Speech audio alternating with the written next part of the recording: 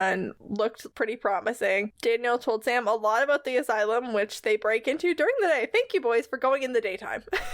Yes, that's smart. Like, why would you go into a haunted place at night? This is where I start to have some questions, because John has pre-done all their research for them. It's all in his journal. And this is where I start to think that Richard Hatem knew something the rest of the writers hadn't yet learned about John. Because this episode and Phantom Traveler are so far the two biggest indicators that we have that John isn't as good of a hunter as the boys think.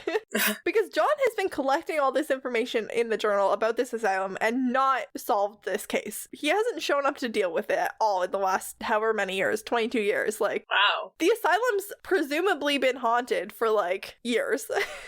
Since 1964. And John's been hunting since like 1983, 84, which means the asylum already had 20 years to be haunted before John even started hunting, and it's had another 22 years to continue to be haunted. Why has he not actually gone and looked into it? I like to think that every time John thinks about it, it's like that one task where he's like, I'll just do it on Monday. I'll do it later.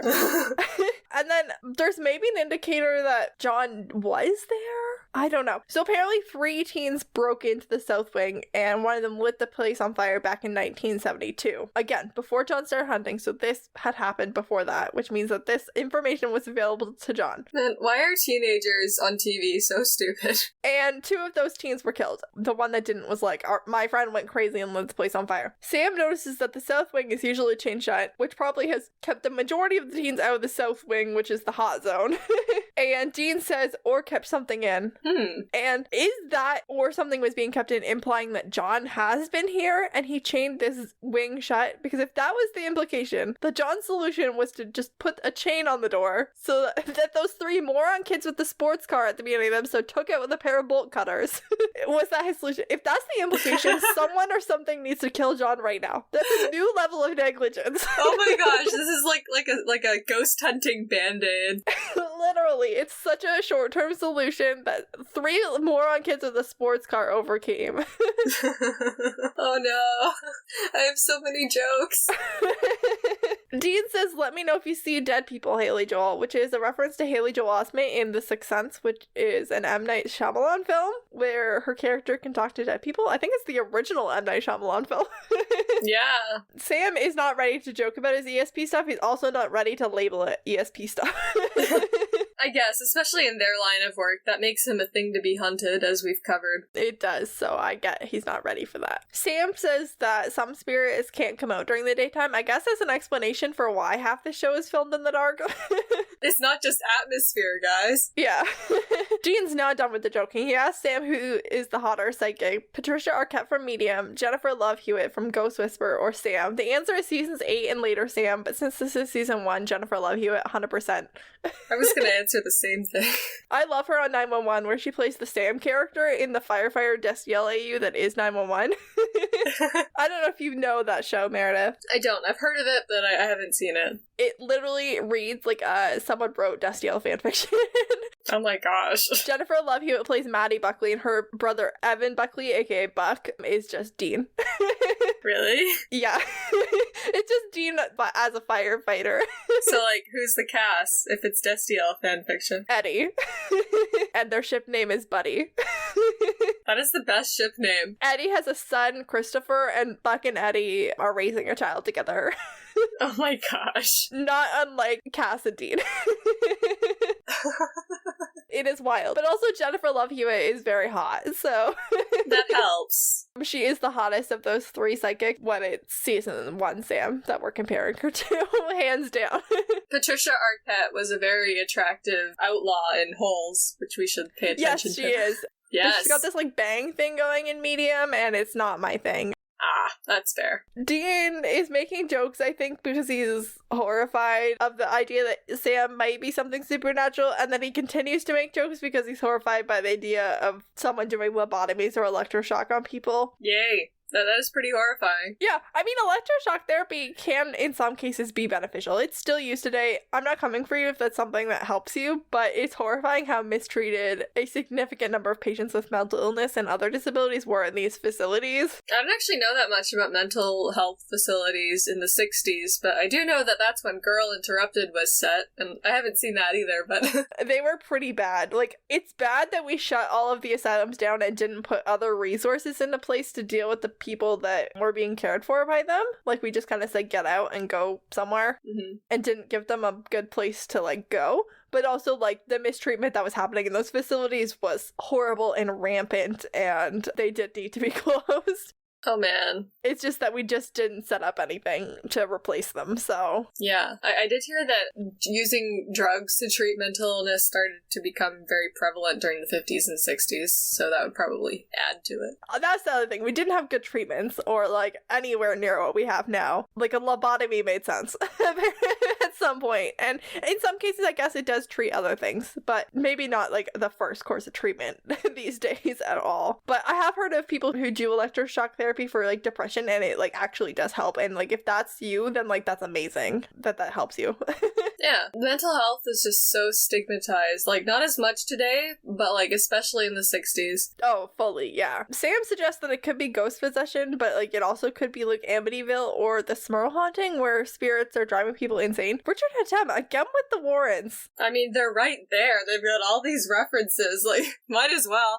Ed and Lorraine Warren are famous for investigating Amityville and the Smurl hauntings, both of which they claim they had demonic entities, which is not what Sam's implying here. I don't think he's implying any demonic anything here. So I'm not sure actually what the point of the Smurl haunting reference was here, but to mention both Amityville and Smurl was definitely a Ed and Lorraine Warren reference, which is 2 for Richard Hatem out of 2 episodes he's been in. Maybe he just likes them. Maybe. They're not super reliable sources, but they have good stories. This whole episode is a series of fights, so Sam now wants to talk about how John isn't here, and Dean wants to ignore that fact pretty much forever. He says it doesn't matter, they'll look for their dad after they deal with this haunting, and when Sam argues it doesn't matter what John wants, Dean says, that attitude there, that's why I always got the extra cookie, which, given what we're gonna learn later in this season and over the course of the show about the way food insecurity impacted the boys, Dean, like, especially making this joking kind of comment is, like, a lot for me. This hit really different. I am honestly shocked that he would get an extra cookie. Wouldn't Sam get it? I 100% agree that even if John rewarded Dean with an extra cookie, which I just don't see John doing, Sam would have ended up with it anyways. Yeah. But, like, no, like, it's, for me, it feels uncomfortable, this joke. I feel like it's just, like, it's an offhand comment. It's not meant to mean anything. It's so early in this show's run that they just didn't really have a good, I think, grasp on, like, what the boys' lives actually looked like growing up with John, I think, until episode 18 of this season. Yeah. Where we actually, like, see them as kids and we see that they were struggling a lot and that they were on their own a lot. I don't think that there was anything actually meant by this, but, like, given the way that food insecurity impacts the boys over the course of the show, this comment, like, literally threw me for a minute. I was like, what? Yeah, like, at the time this aired, it wasn't really a bad thing to say, but it was kind of normal and funny. I think we'll talk about this when we do our episode. Episode 15 is going to be on love languages. We're going to do an episode on how the boys give and receive love. I think we're going to talk about that there as well. But yeah, we don't even really have time to go further into that comment because the boys are in an actual fight now. Like, this is escalated. Like, Dean's joking comment did not diffuse the situation. Uh-oh. Sam says their dad could be in trouble, but even if he is totally fine, the two of them deserve answers about what is going on in their own family. Dean says, I understand that, Sam, but he's given us an order as though that is an unsurmountable fact. Because to him, it absolutely is. When Sam comes back with, so what, we've always got to follow Dad's orders, Dean says, of course we do. Full stop, turns his back on Sam, the conversation's over. And, like, woo, that's all we need to know. That said so much. Yeah, it says a lot about Dean and just, goodness, I don't even have a thought, but I do.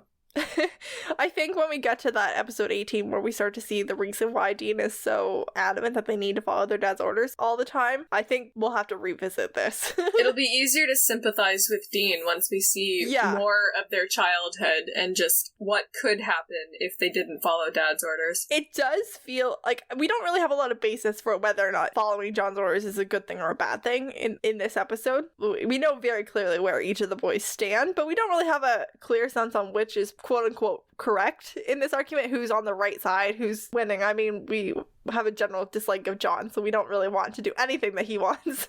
But based on like what we're gonna learn, I guess, over the course of the show and how these kids were raised, following John's orders is the difference between living and dying.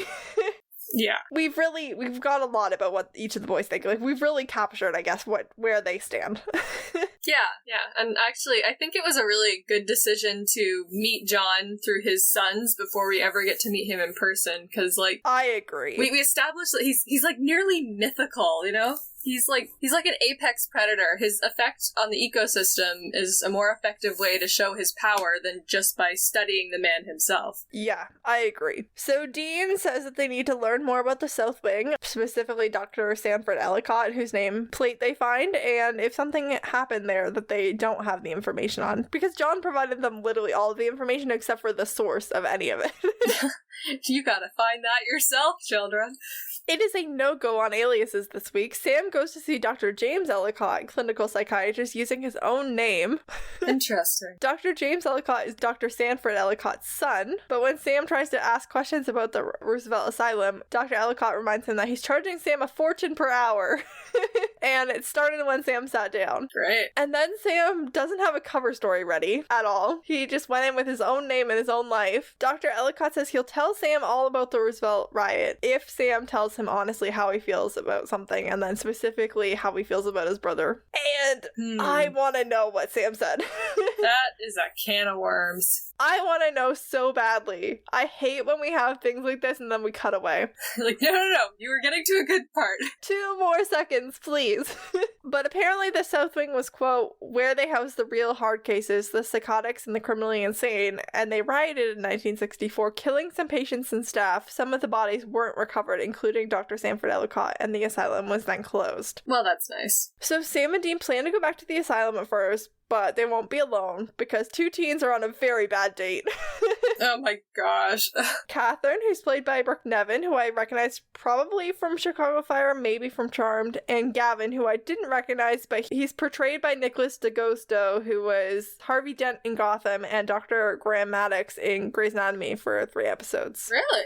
Oh, good Yeah, job. I didn't recognize him on sight the way that I recognized Brooke Nevin, but... I haven't seen either of those shows, so I didn't recognize him either. Katherine does not want to be here. She wanted to go to a movie like a normal teenager. She's the only smart one out of all these dumb teens. But instead, she's being forced to go to an abandoned, haunted building. Yeah, she might be blonde, but she does not want to be that blonde from every horror movie, except that she has a dumb boyfriend, and she is totally in trouble. I would support her dumping him after this, because he doesn't listen to anything she says. They split up, and Gavin makes it with a ghost, which I'm sure he'll never recover from. Like, that's a nice thought. He didn't know it was a ghost. Until he did.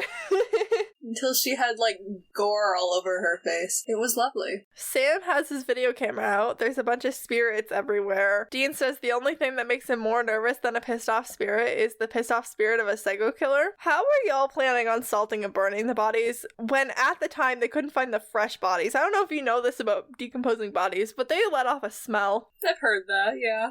They didn't find them then. Now it's been like 60 years. Where did they What's the plan? put them? I mean, we find out where one of the missing bodies is, and I guess we just have to assume the others are better hidden than that. Also, if they didn't find this body, that just means whoever was looking wasn't looking that hard. Yeah. I mean, okay, actually, never mind. I forgot that cabinet was in a secret room. I was like, they didn't look in a cabinet, but then I remember the cabinet was in a secret room, so they just didn't find the secret room. It's fine. I hope all the bodies are in there, because, like... Otherwise, that just means that they did a bad job. Yeah. It seems like they only have one shotgun in this scene. Sam waits for Dean to save him. He's like, there's a ghost, shoot it. Why don't you have your own weapon, Sam? Why does he not have a gun? Why? I Oh no. Why? Anyway, Dean does shoot the ghost, but Sam kind of notices that the ghost didn't kill him, didn't even like try to kill him, and so he's like, that's weird. They find Katherine, Kat, hiding. She got scared and she heard Gavin screaming, so she hid behind a table, which is a bad hiding spot. I mean, the entire building is a bad hiding spot. She says she doesn't want to leave without Gavin, so they split up, and Kat and Dean go one way and Sam goes the other. Dean gives Kat a speech about not going into haunted places, which, smart. Yeah, and also the wrong teenager to give that speech to. Yeah, Gavin's clearly to blame here. Sam finds Gavin, tells him that they found Kat, and Gavin tells Sam about the ghost he made out with, and Sam is like working on a theory. Dean's flashlight goes out. It is a week of flashlights not working correctly. Yay. Kat is horrifically grabbed by a ghost. It is so scary. It's just like, you're grabbing my arm too tight, and Dean's like, too